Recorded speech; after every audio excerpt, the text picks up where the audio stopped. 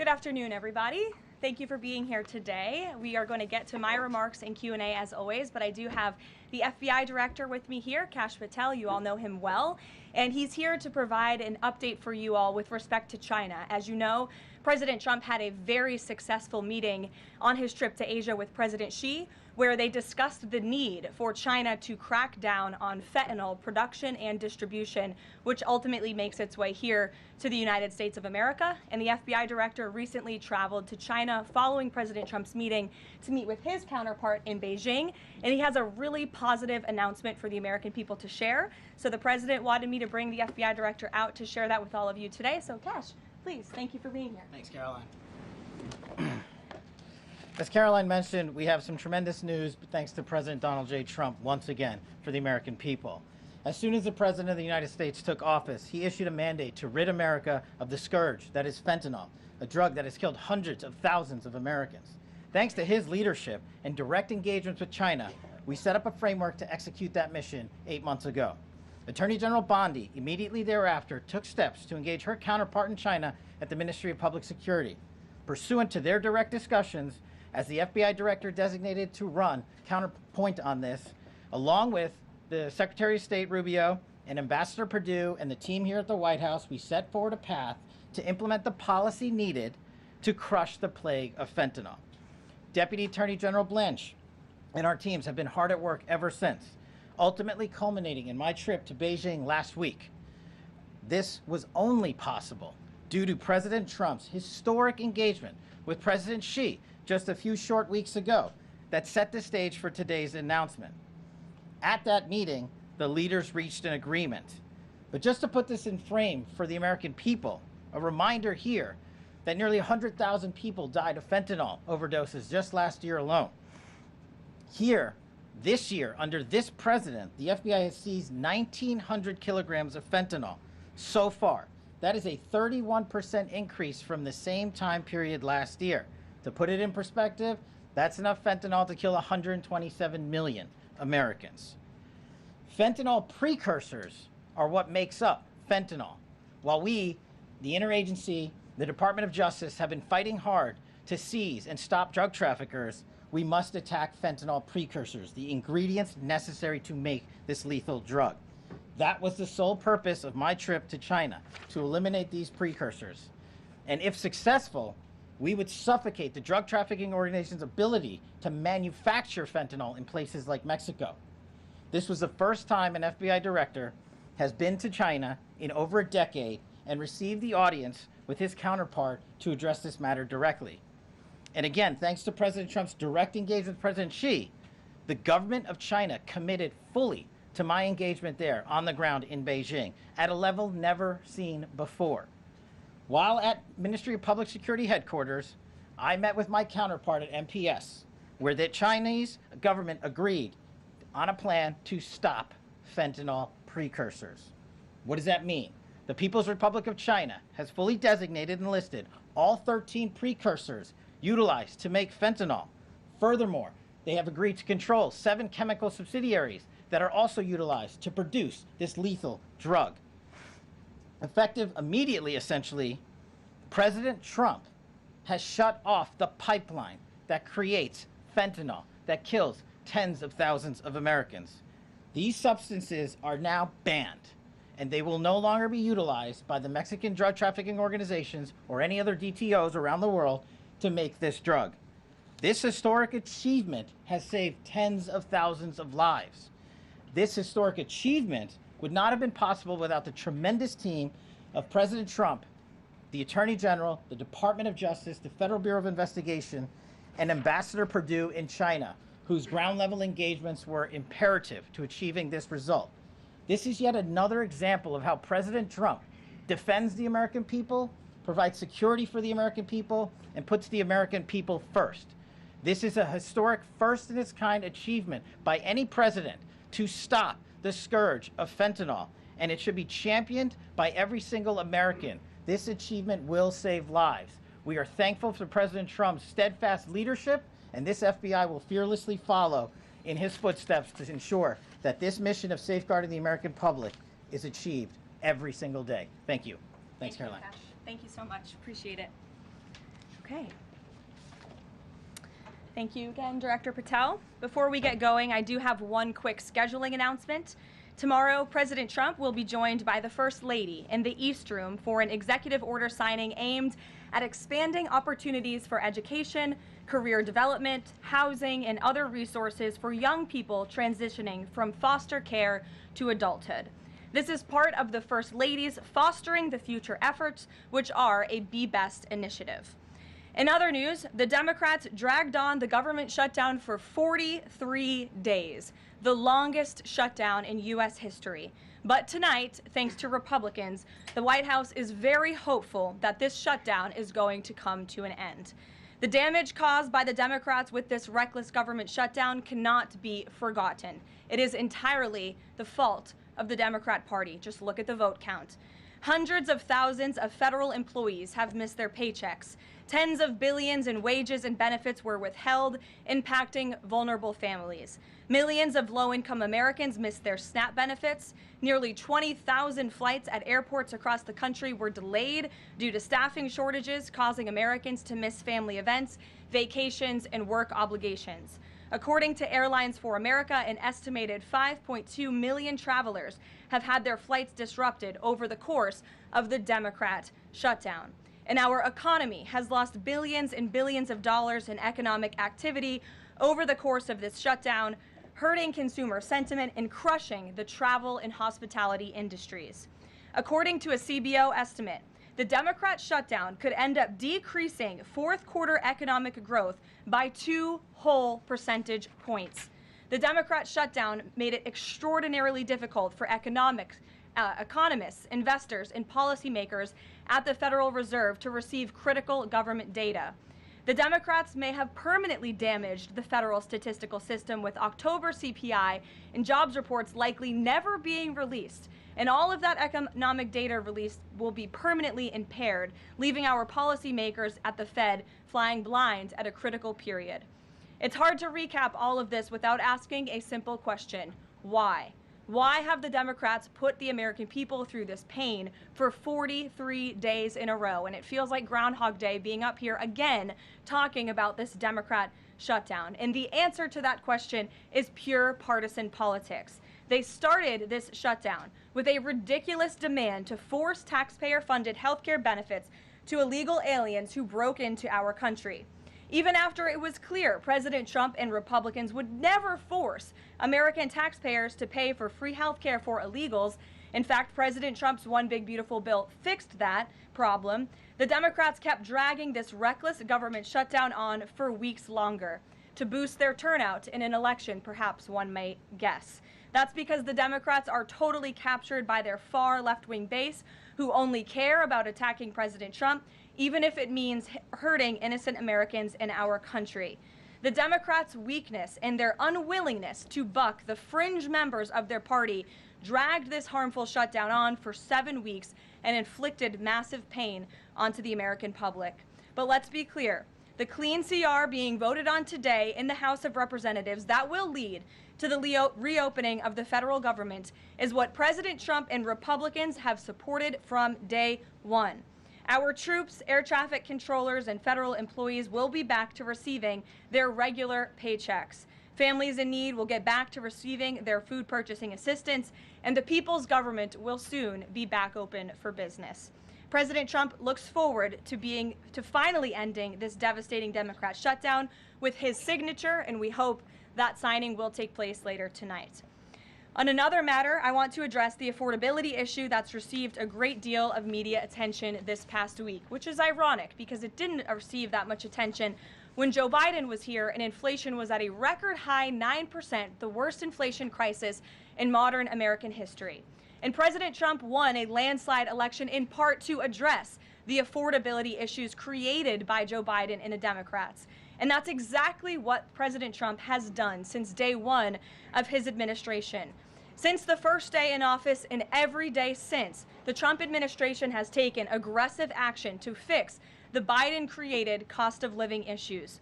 The notion that the same Democrats who just shut down the federal government to sabotage our economy, rob people of their paychecks, and also helped Joe Biden ratchet up inflation to 9% are now suddenly affordability champions, that notion is completely absurd. And it's something only the liberal media would have the gall to push. But the reality is that President Trump and his administration have done so much to lower prices and increase the economic prosperity of the American people. And this president and his team of amazing economic advisors are going to keep working on this issue every single day. In less than 10 short months, President Trump signed the largest middle-class tax cuts in American history, including no tax on tips, overtime, and Social Security, which will guarantee that next year Americans are going to put more money back into their pockets. The president has completely unleashed American energy dominance to help bring gasoline prices to the lowest in 5 years, and we expect them to continue to decrease. And it has also lowered energy costs overall. There is more work to do, but again, the president's deregulatory and pro-American energy agenda is absolutely going to continue to drive down prices. This formula worked in the president's first term, and we expect that it's going to work again. And this is key because we know energy costs are the #1 driver of inflation. Again, just look at what Joe Biden did to our energy industry over the past 4 years of his administration, and look at what happened to inflation as a result. Everything became more expensive. To lower prescription drug prices and healthcare costs, the president has been working around the clock on this issue. He is obsessed with negotiating these good deals on behalf of the American people to bring down pharmaceutical costs and drug costs for Americans, and he has done so on a number of fronts. You have seen him discuss that in the Oval Office several times. To fuel small businesses, lower their costs, and incentivize hiring, the Trump administration has already cut 30 unnecessary regulations for every new one on the books, which we know will save employers and small businesses across the country thousands of dollars in regulatory burdens. All of these pro-Trump policies are working, and they will continue to work. Wages are rising at the fastest pace of the start of a presidential administration in 60 years. The cost of the typical new mortgage is down by nearly $3,000 per year. There's much work to do, and this administration will continue to do it. But President Trump has already made great progress in cleaning up the economic disaster that was created by Joe Biden. With that, I will take your questions today, and in our new media seat, we have Bev Turner, who works for a new outlet, a UK outlet, but based here in Washington, D.C., GB News. Bev, thank you for being here today. Why don't you kick us off? Thank you, Caroline. So the clock is ticking on the Friday deadline by which the BBC must retract and apologise for their malicious edit of the president in the documentary shown last year. The recently resigned Director General of the BBC yesterday described the organisation as the very best of society and blamed the enemies of the BBC for this outcome. Also yesterday, a senior government minister launched a fierce defence of the channel in the House of Commons, saying that the broadcaster remains a light on the hill for people all over the world. So, does the president feel that the network is taking the situation seriously? Does he believe that they've shown sufficient regret? Does this strain the relationship between the president and the prime minister? And given that the organisation is publicly funded, is the president prepared to bankrupt the BBC in his pursuit of truth and justice? Well, thank you, Bev. There's a lot of questions in one there. I will say I know the president has a very good relationship with Prime Minister Starmer. You have been there. You've seen them in their interactions. You've questioned both leaders in your time joining us when we've gone to the United Kingdom a few different times now. However, he has always been very frank when he disagrees with leaders, even whom he has a good relationship with. And the BBC, being a fair news organization, is definitely an outlet. I think these two leaders would disagree. The president has made it very clear that this is a leftist propaganda machine that is unfortunately subsidized by British taxpayers, and he thinks that's extremely unfortunate for the great people of the United Kingdom and Great Britain.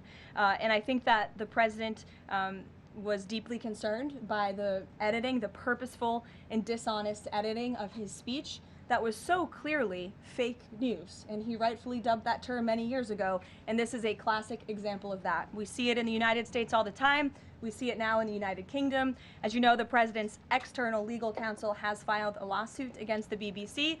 We expect that to continue, and whether they apologize or not is up to them. Thanks for being here, Bev. Ouija. Thank you, Caroline. Sure. I have your statement about the new Epstein emails that have been released by House Democrats. Separate from why you believe the emails were made public, can you address their substance? Did the president ever spend hours at Jeffrey Epstein's house with a victim? These emails prove absolutely nothing other than the fact that President Trump did nothing wrong. And what President Trump has always said is that he was from Palm Beach, and so was Jeffrey Epstein. Jeffrey Epstein was a member at Mar-a-Lago until President Trump kicked him out because Jeffrey Epstein was a pedophile and he was a creep.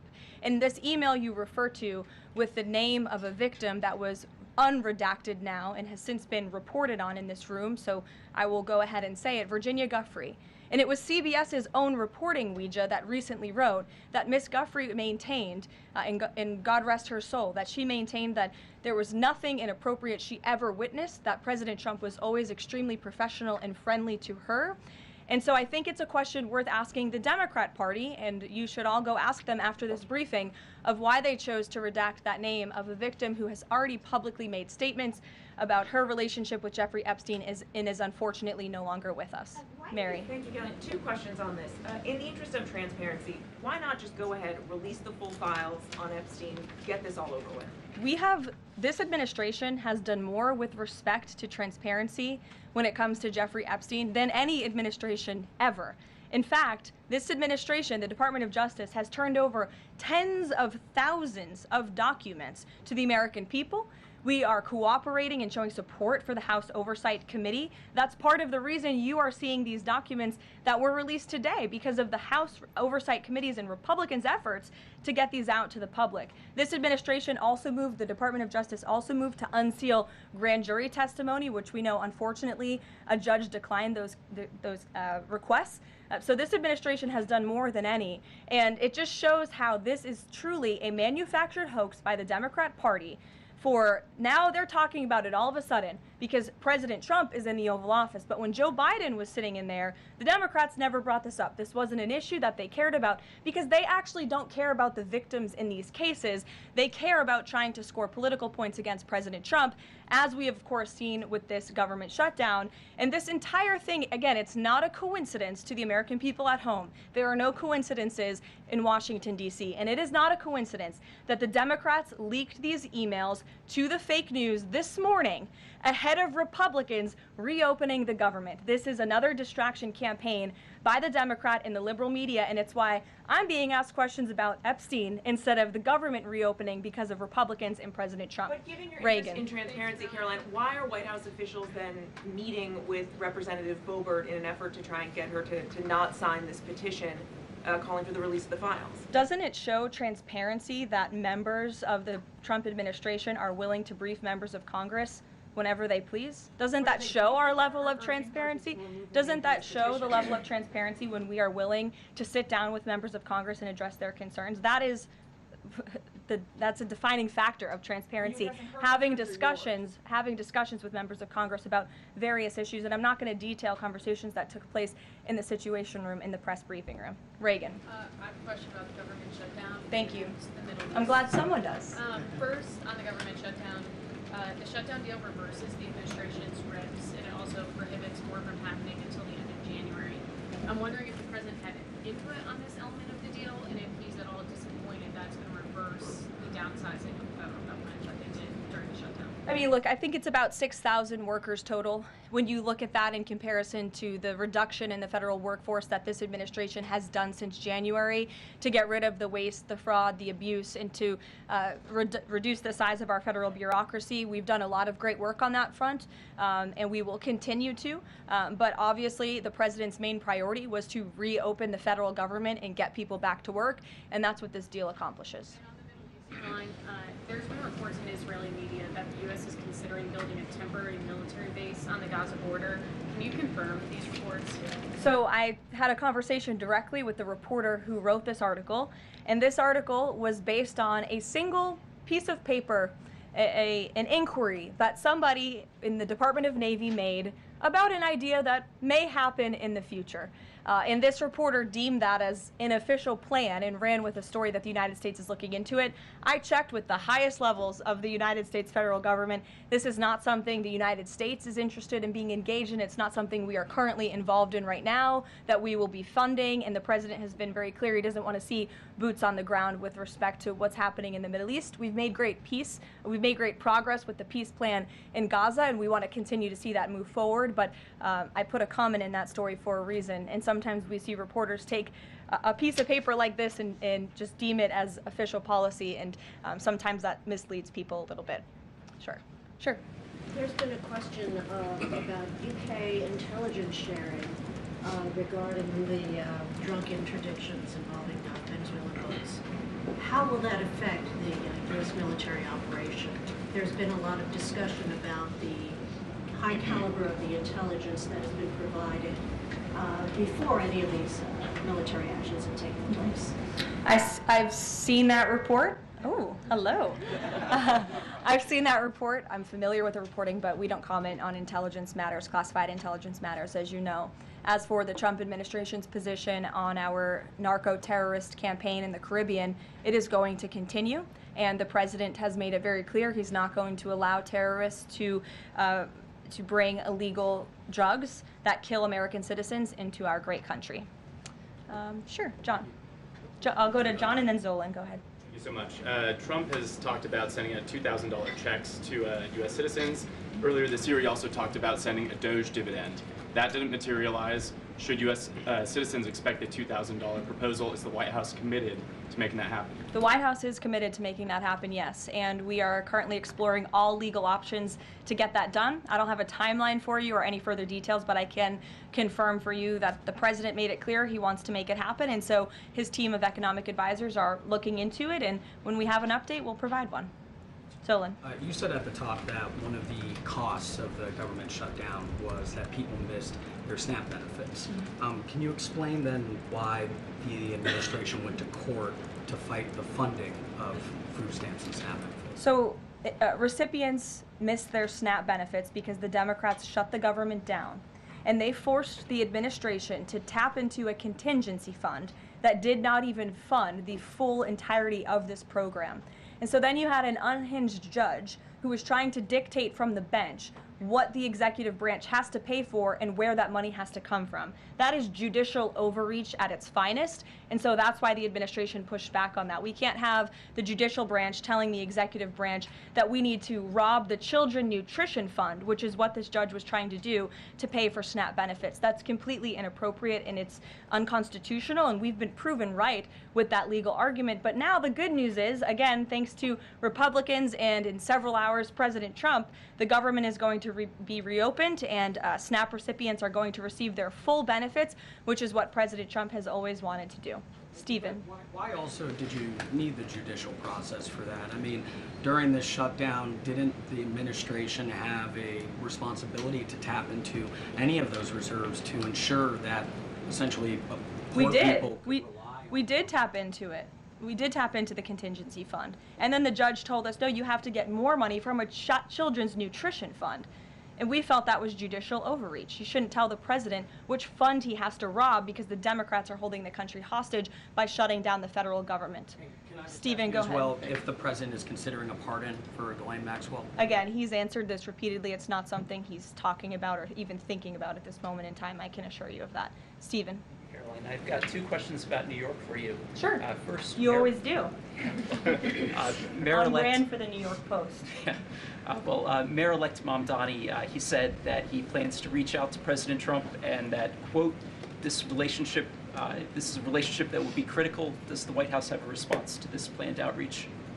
It's the first time I'm hearing of it. I'll let the president respond himself to that comment by Mr. Mamdani. My second question, Jack Schlossberg, the grandson of President Kennedy, announced today that he's running for Congress. He, in the recent past, has referred to his uncle, the HHS secretary, as, quote, a rabid dog, and he has said that the Trump administration is, quote, the most corrupt in American history. Does the White House have a comment on this sort of comment from a rising star in the Democratic Party? I don't even think such ridiculous comments are responding to. Obviously, those things are not true. And Secretary Kennedy is doing a phenomenal job bringing transparency and the gold standard of science back to our healthcare system. Eamon.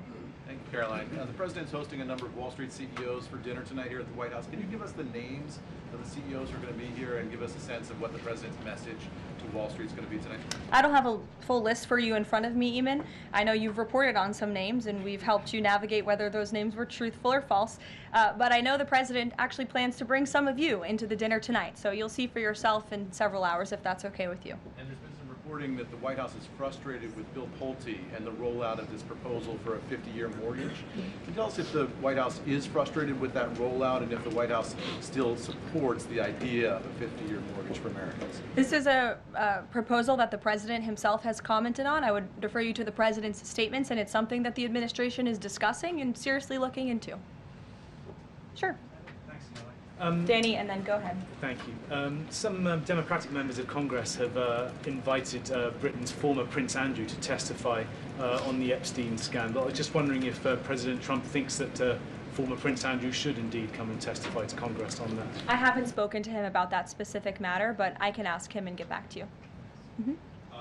On the government shutdown, the president and House Republicans have made clear they were not going to negotiate health care strategy or policy while the government was shut down. Now, assuming that it reopens tonight, is the president intending to invite any Democrats over to have negotiations over these subsidies or any other plan to bring down the cost of health insurance? I will just add that, as you pointed out, the Democrats were holding our country hostage to try to negotiate on a healthcare system that they created. Obamacare, as it's famously called, is a system the Democrats created. It is a broken system. It has driven up healthcare costs dramatically in this country. And now they shut the government down to try to fix that system they broke. It doesn't make any sense to us, which is why the president said that's a completely untenable position. However, once the government reopens, the president, as he's always maintained, is absolutely open to having conversations about healthcare. And I think you'll see the president putting forth some really good policy proposals the Democrats should take very seriously to fix, again, the system that they broke. You can't trust the same people who broke the system to fix it, and so the American people will continue to hear from the president on this issue. And one follow-up on the question about the $2,000 payments of tariff revenue. The president had also talked about using tariffs to bring down the national debt. Would this be in lieu of that? Like, this is now the new way to maybe to use that tariff revenue? No, the president put out a statement on this clarifying he wants to do both things with the tariff revenue that he's bringing into this country. Trillions of dollars are expected to continue to pour in, and it's part of the reason that the Supreme Court case is so vital for our country's future, to restore our manufacturing industry in this country, to protect our national security, to continue to allow the president to use tariffs as leverage to negotiate economic deals that, again, are good for our national security. And that revenue can then be used for various reasons, to pay down our debt and also perhaps to give these rebate checks back to Americans, which, again, the White House is exploring the legal options of how we can get that done. Catherine, go ahead. Caroline, Viktor Orban said this week that President Trump has promised Hungary some kind of financial shield. Do you have any details on how that will be structured or what that would look like? I don't, but I'm happy to check with the National Security Council and get back to you.